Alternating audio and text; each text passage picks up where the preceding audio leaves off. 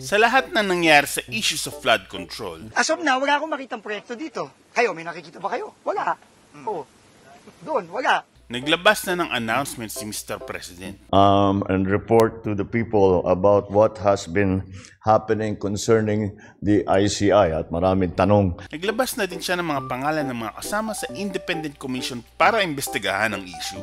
Justice Andy Reyes, Babe Singson, who I think is familiar to everyone, Susana Fajardo, Mayor Benji Magalong as a special advisor. Ano sa tingin nyo? Meron kaya mangyayari dito? Alam naman natin may mga kamag-anak at kaalyado si BBM. Kapatid niya nga nasa Senate. At saka narinig ko na rin to dati. Ang tanong, meron kayang political will para matupad ang pagbabago?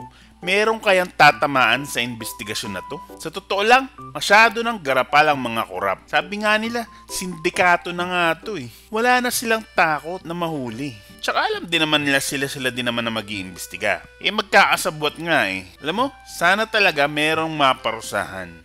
Hindi lang sa maliliit Sana tamaan yung mga punot dulo, yung mastermind.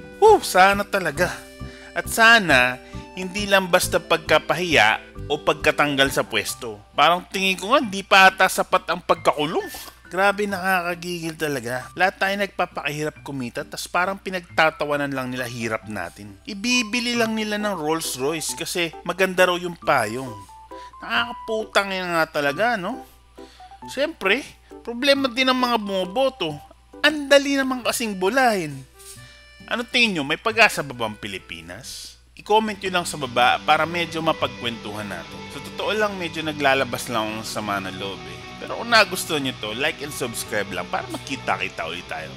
Hanggang sa muli.